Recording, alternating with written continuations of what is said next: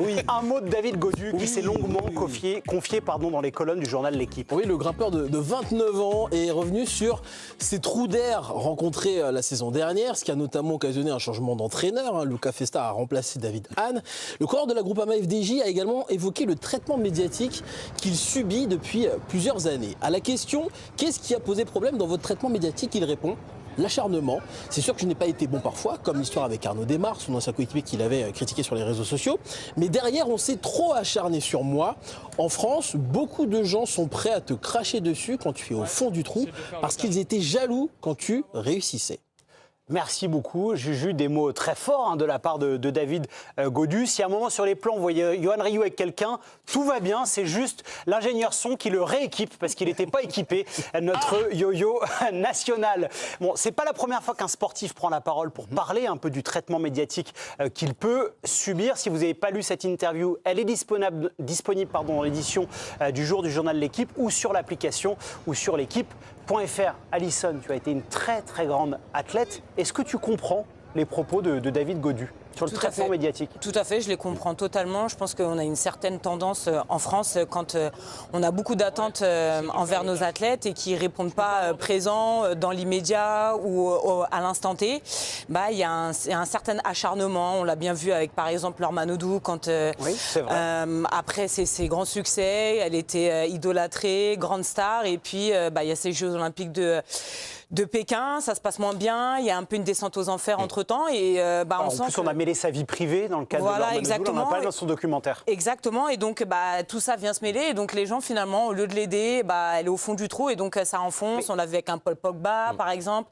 Je pourrais citer encore plein d'athlètes comme ça. Thierry Henry, la main, t'en parlais en conférence de presse. Exactement, donc à chaque fois, c'est vrai que en France, c'est soit on est trop ambitieux, et donc ça dérange, soit on n'est pas assez ambitieux, et puis quand on dit qu'au fond de nous, on savait qu'on était capable de le faire, ça va pas non plus. Mais juste Alison, parce que dans l'interview, sans la défleurer, David Gaudu parle du traitement médiatique, donc des journalistes.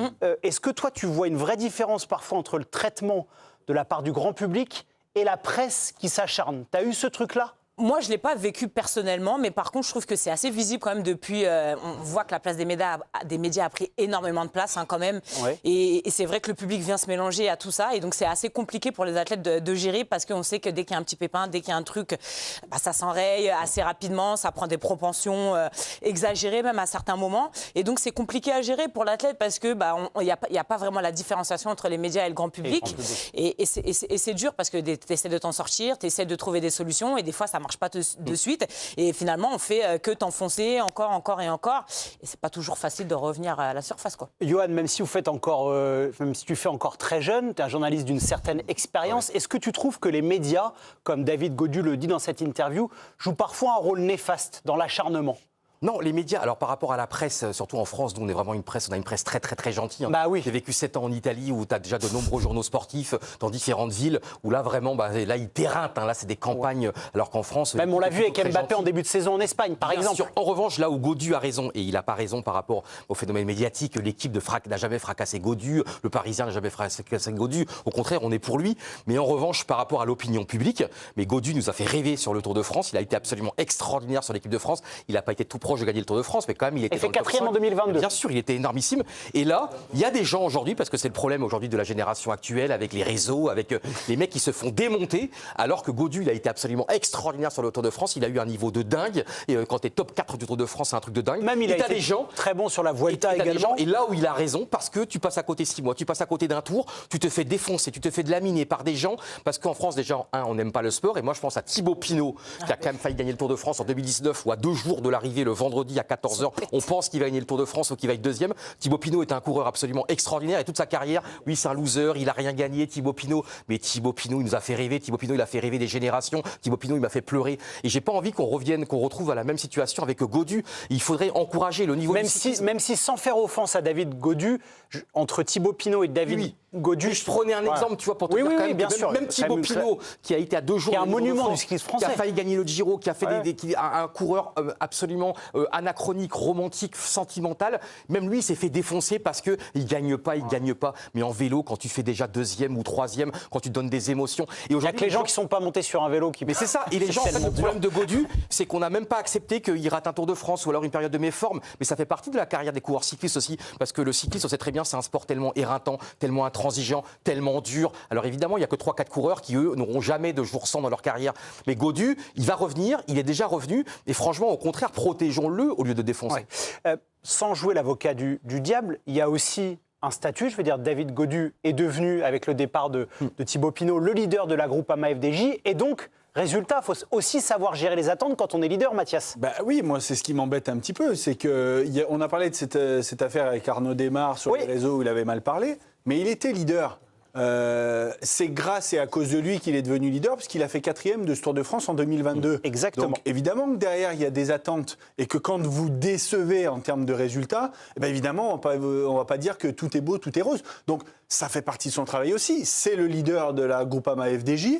Il a aussi quand même un salaire qui va derrière. Donc on va pas dire dans les journaux, et je parle des journaux, moi j'ai pas lu des trucs où il se faisait défoncer en permanence. Dire qu'il a des mauvais résultats... C'est pour ça que je suis assez surpris, parce que généralement la presse est assez clémente. Mais parce qu'en fait, ça va tellement mal sportivement et qu'il doit tellement repartir sur autre chose que tout se mélange. La presse, les réseaux sociaux, les supporters, évidemment que c'est dur à vivre. Et Alison, ça a été l'une des meilleures joueuses du monde pendant plusieurs années. Évidemment, quand elle était en dessous, on disait qu'elle était moins bien. Mais c'était pas de l'acharnement, c'est de l'analyse. Donc j'entends, il n'a pas le caractère d'un Thibaut Pinot ou d'un Julien Alaphilippe, on le voit pas beaucoup dans la presse, à sortir des grandes phrases, etc. etc. C'est quelqu'un de plus introverti.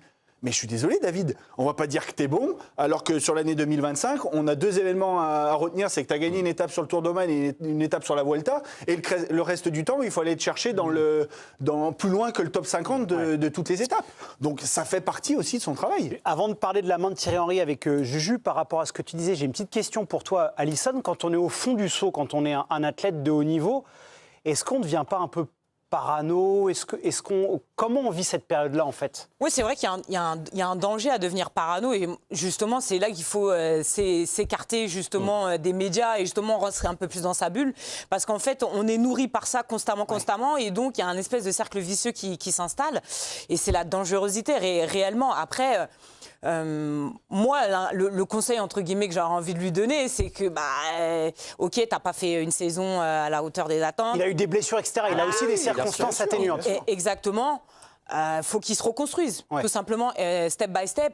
Et quand ça ira mieux, il sera de nouveau adoubé. Mais c'est vrai que ça peut être un jeu assez dangereux quand tu arrives dans un moment où tu es au fond et tu sens que tu as du mal un peu à te raccrocher à quelque chose, justement, pour retrouver, entre guillemets, la lumière et la saveur que tu avais dans les moments où c'était bien, justement, pour te relancer. Donc, c'est en général, l'entourage, rester dans un cercle un peu fermé et éviter les médias, il n'y a rien de mieux.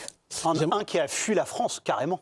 Oui, on peut reparler de l'affaire de la main de Thierry Henry. C'était le 18 novembre 2009, la main lors du barrage retour contre l'Irlande qui permettait ensuite à l'équipe de France d'aller à la Coupe du Monde 2010. Sur cette main, ensuite, il y a le but de William Gallas. Le lendemain de cette main, la presse française avait souvent titré autour justement de cette fameuse main. Le malaise titrait le Parisien. Le Figaro parlait, quant à lui, de la faute d'Henry devient une affaire d'État. Yo-Yo, l'affaire de cette main, elle avait participé au désamour, j'ai envie de dire, entre Thierry Henry et le public français. Ça a creusé un fossé. Oui, et d'ailleurs même, est-ce qu'il a encore digéré aujourd'hui? Ça a tellement été une fêlure, une blessure, parce que lui, il a fait une main évidemment, mais qui aurait dit, bon allez, attendez, j'ai fait la main, excusez-moi, on annule le but, on refait le match? Personne. Et voilà, personne. Et donc, mais on a l'impression qu'il n'y a qu'en France, et par exemple, il y aurait eu la même chose en Italie, mais en Italie, Thierry Henry aurait été italien, il aurait même fait la une de la Gazette. C'est-à-dire qu'en France... Le meilleur exemple, Johan, c'est la main de Dieu avec Maradona, où il a été adulé. Et d'ailleurs, on a même fait une expression. Et c'est qu'en fait, ce qui est terrible, c'est que mais en fait, on se met des buts contre son camp nous-mêmes. On tire contre notre but, on tire contre nos héros, comme si on refusait. Parce que déjà, il y a le problème principal pour moi, et j'en reviens toujours, on n'aime pas le sport en France. Et c'est pas si grave que ça, il faut juste l'admettre. On n'est pas un pays de sport, c'est pas en Angleterre, c'est pas un mode de vie. Et là, Thierry Henry, c'est un truc de fou, il devient le canard boiteux. Tapez pas sur Julien, il y est pour rien. Depuis tout à l'heure, il met des brins, Julien. Non mais c'est la grande soirée.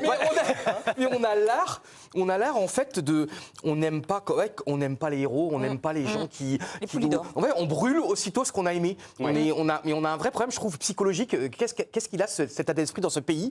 On aime quelqu'un, du jour au lendemain, il faut le détester. Mais il y a une seule chose avec lui, c'est qu'on a beaucoup d'attentes. Il nous a fait rêver en 2022 et la niche vélo est quand même très importante. Les fans, et c'est pour ça que je pense, il mélange tout entre la presse. J'aimerais bien voir où on l'a défoncé. C'est qu'on a des attentes. Donc désolé David, et si on espère qu'à chaque fois tu vas te relever, tu vas gagner quelque chose, et désolé quand t'as pas de perf, que du coup ça fonctionne pas et qu'on dise que t'es pas bon.